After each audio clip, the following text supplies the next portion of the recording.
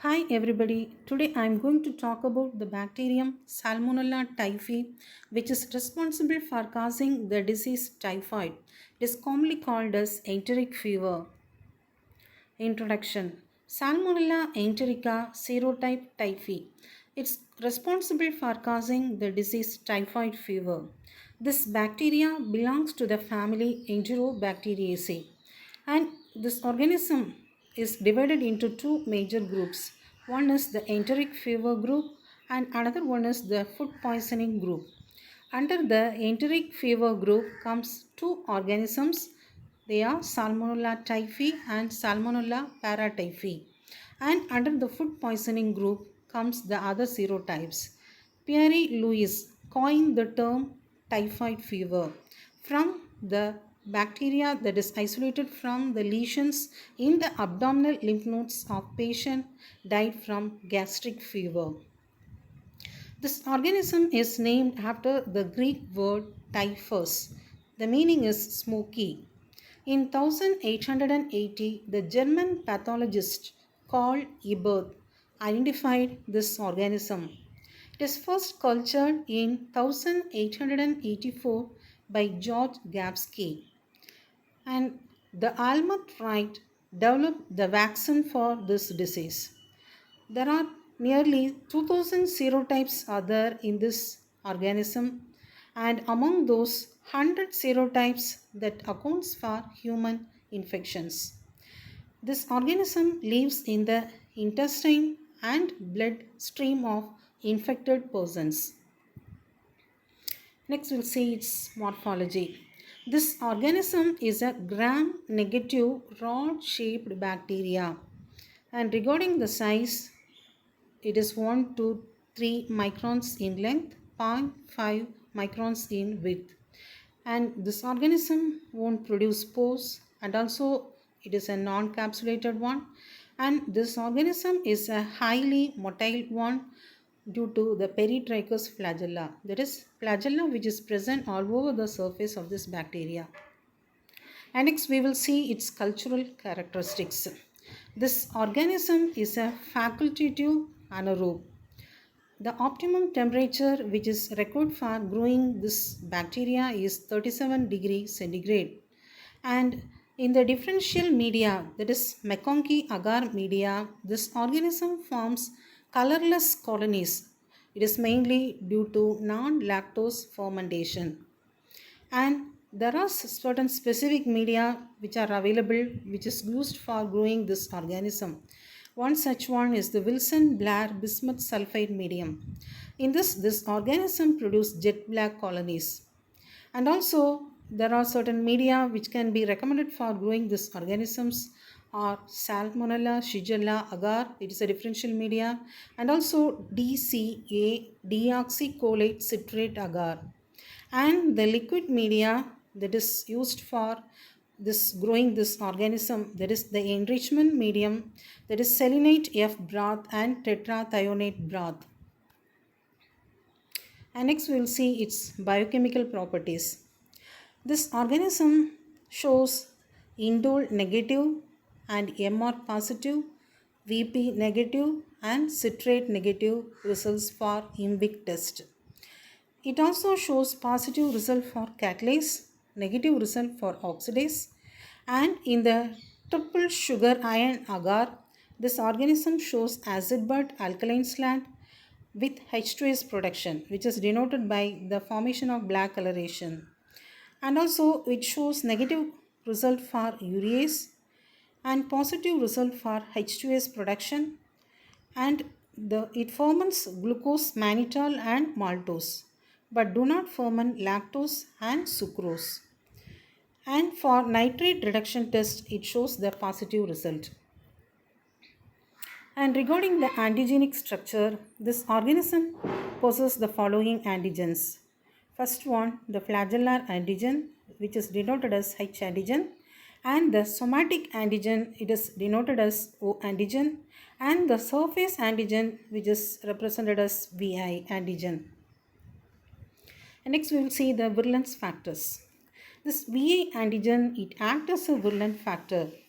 The main role of this antigen is to protect the bacteria from phagocytosis and also the complement mediated activity of the host. And it also possesses the endotoxin, that is the lipopolysaccharide which is present in the cell wall of the bacteria. And the invasins. The role of the invasins is to mediate adherence and penetration of the intestinal epithelial cells to mediate the pathogenesis in host cell.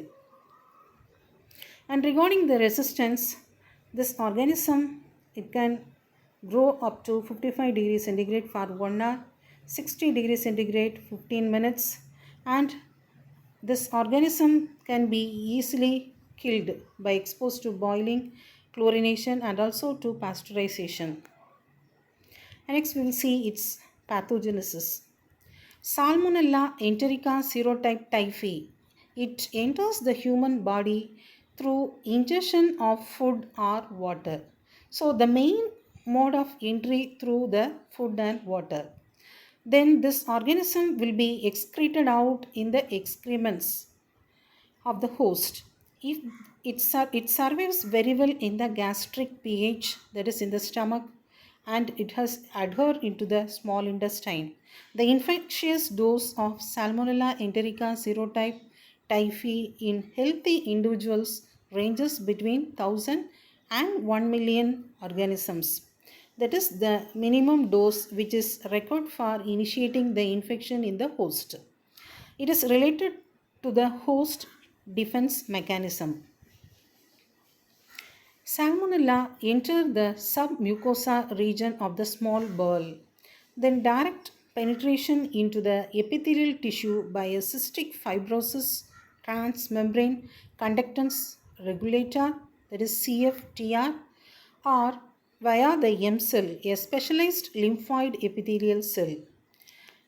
Then within the submucosa, the bacterium causes hypertrophy of the Peyer's patches. The hypertrophy is nothing but the excessive growth of the lymphoid tissue. From there, it disseminates. The dissemination of this organism may take place via the lymphatic system and the bloodstream. Then the cellular replication within the endothelial system that occurs and they cause systemic infection. After replication, the organisms will reside in the macrophages of the liver, spleen, and bone marrow. And now we'll see the symptoms of typhoid fever. If a person is having typhoid, we can found the following symptoms. And before that, we will see the incubation period. The incubation period that is required for this organism is the 8 to 14 days. That is the time interval between the entry of the organism and the expression of the symptoms. And now we will see the symptoms. It is indicated, the diseased condition is indicated by high fever, diarrhea, vomiting, weakness, abdominal pain, constipation, and in untreated case, they cause bowel perforation, peritonitis. That is the inflammation of the peritoneum, that is the membrane surrounding the stomach. And it also causes soft palpable spleen. That means the enlargement of the spleen may take place, and also hepatomegaly, that is the enlargement of liver may also take place, and the appearance of rose spots. Another major infectious thing that is caused by this organism is the food poisoning. That is said to be salmonellosis, that is foodborne outbreak. It is a sporadic outbreak and the infectious dose is 10 power 8 CFU. Source of infection for this food poisoning is mainly the poultry, that is poultry and eggs. And the major symptoms of this food poisoning is nausea, that is the vomiting sensation, vomiting, fever, non-bloody diarrhea, cramps, myalgia, and headache. And next we will see the complications. Gastrointestinal hemorrhage in 10% of the hospitalized persons. That is due to the severe infection, the hemorrhage may occur. And necrosis of Peyer's patches through the small bowel. Necrosis means tissue damage that occurs in the Peyer's patches. And the bleeding is self limited and no need for blood transfusion. Intestinal perforation occurs in 2% of the hospitalized persons. Typhoid encephalopathy symptoms, they are agitation, delirium, or if left untreated, it leads to coma. That is the agitation and the delirium. It is nothing but the disturbance in the mental abilities of a person. That is confused thinking and reduced awareness of the surroundings. This is called this delirium. Then, if untreated, it leads to coma. Coma means prolonged unconsciousness. Apart from this, bronchitis, that is inflammation of bronchioles. Bronchopneumonia is the inflammation of the air sacs in one or both the lungs, which may be filled with fluid. And meningitis, it is the inflammation of the meninges, the membrane which surrounds the brain and the spinal cord. Next one is the cholecystitis. It is nothing but the inflammation of gallbladder which is found beneath the liver. Then arthritis. It is the inflammation of one or more joints and they cause pain and stiffness. Nephritis. It is the inflammation of nephron. And osteomyelitis. It is nothing but the inflammation of the bones that occurs mainly, the infection occurs in legs, arms and spine. And next we will see the lab diagnosis. For this enteric fever, that is the typhoid fever, the specimen or the sample will be the blood, urine or stool cultures. For this, the sample collection has to be made. Usually it will be carried out in sterile screw cap bottles. And the sample has to be collected from the patient and it should be transported to the lab for further test. For this, we can use the transport media. For this infection, that is the typhoid fever, buffered glycerol saline can be used as a transport media. Then one more media, that is towards transport media, that is for collecting the fecal and rectal swabs for analysis. Then blood cultures. Blood cultures have to be carried out and they are shows positive in 40 to 80% of the individuals. And stool cultures 30 to 40%. Stool cultures are less sensitive when compared to the blood cultures. Then sensitive diagnostics test has to be carried out using bone marrow aspirate. Then Vidal test, it is a test that is specifically meant for this Salmonella typhi infection that measures the agglutinating antibodies against the lipopolysaccharide O and flagellar H antigens. A positive test records a four-fold increase in antibody titer taken, that is 10 days apart. And next, that lab diagnosis should be proceeded with gram staining, biochemical test, plating in the sense plating in specific media, differential media and enrichment media. In blood agar, that is the enrichment medium, it produces non-hemolytic colonies.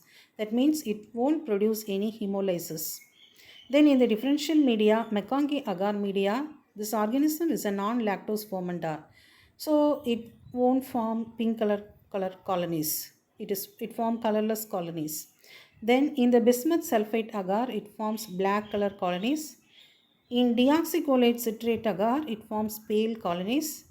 And in XLD agar, that is xylose lysine deoxycholate agar, it forms pink colonies with black center. That is mainly due to the non-lactose fermentation and H2S production. Then Hecton enteric agar, in this agar, this organism produces transparent green color colony with black center. Then in EMB, using methylene blue agar, it produces the colorless colonies due to non-lactose fermentation. And next we will see the Vidal test. The Vidal agglutination test, it is It is developed by George Ferdinand Vidal in 1896 to aid in the diagnosis of typhoid fever. For this, a suspension of killed Salmonella typhi as an antigen to detect typhoid fever in serum from suspected Salmonella typhi infected patients who present with febrile illness. That is, if they are possessing this typhoid fever, we have to take the sample. That is, we have to collect the blood sample, collect the serum, and then it has to be tested with the Salmonella typhi antigen. The test was based on demonstrating the presence of agglutinin, that is antibody in the serum of an infected person against the H, that is the flagellar antigen, and also the O somatic antigen of Salmonella typhi. Similarly, in case of paratyphi, AH and BH antigens can be used for testing this. The if the person is having typhoid or paratyphoid. Two types of agglutination techniques are available. That is, one is the slide test and another one is the tube test. The slide test is a rapid and it is used as a screening procedure. Using commercially available antigens of Salmonella typhi, a drop of the suspended antigen that is added to equal amount of previously prepared serum. Agglutinations are visualized as clumps. The tube agglutination test requires much more technical work than the rapid slide test, which is used to confirm the results of the slide test. A mixture of the suspended antigen and antibody is incubated for up to 18 to 20 hours at 37 degrees centigrade, and the agglutination has to be visualized in the form of pellets clumped together at the bottom of the test tube. And next we'll see the epidemiology, how this organism will spread in the community. Nearly 1 to 5% of the patients are chronic carriers of Salmonella enterica unless gone for antimicrobial therapy. Chronic carriers, they will excrete this bacterium in the stool or urine for greater than 12 months. The carriers have high levels of antibodies to this VA antigen and without clinical disease. That means externally they won't show any symptoms, but in their body, that is, they will be having the antibodies in the blood, they will be having their antibodies to this VA antigen. And this disease is prevalent in areas where sanitation is less, that is, not proper hand washing, that is, hand washing is less frequent. And the convalescent carriers are there, that means the patients who undergone treatment and have recovered from the disease. So this will be occur up to 3 weeks to 3 months. And some act as temporary carriers, that is 3 months to 1 year, and chronic carrier greater than 1 year. Prevention. If you want to prevent this disease, it is a disease that will be responsible for causing the severe infection in the infected one. For this, we can follow the sanitation. The sanitation is the best way to avoid such infections, and also good water supply. And next we'll see the vaccines for preventing the disease. Typhoid vaccine, TAB. This vaccine is the suspension of killed Salmonella typhi containing not less than 1000 million bacteria of Salmonella typhi TY2 strain and 500 million each of Salmonella typhi A and B strains per human dose. Oral vaccines are available that will be given orally, that is live strain, that is live attenuated inactivated vaccine of TY21A in the year 1970. It is required at least 3 doses. Gelatin capsules coated with phthalate or saccades containing lyophilized TY21, a mutant strain of Salmonella enterica syrova typhi, can be used for preparing this oral vaccine. Next one is the parenteral vaccine. Parenteral vaccine will be given through the vein. that is injection. Monovalent typhoid vaccines. VA polysaccharide is a well standardized antigen that is effective in a single parenteral dose, is safer than whole cell vaccine and may be used in children 2 years of age or older. Next one, capsular polysaccharide vaccines. One dose injectable solution consisting 25 microgram of VA antigen prepared from surface polysaccharide of Salmonella typhi strain TY2. Third one, conjugate vaccine. It consists of VA coupled to tetanus toxoid, that is TT. This vaccine has been licensed only in India. Treatment.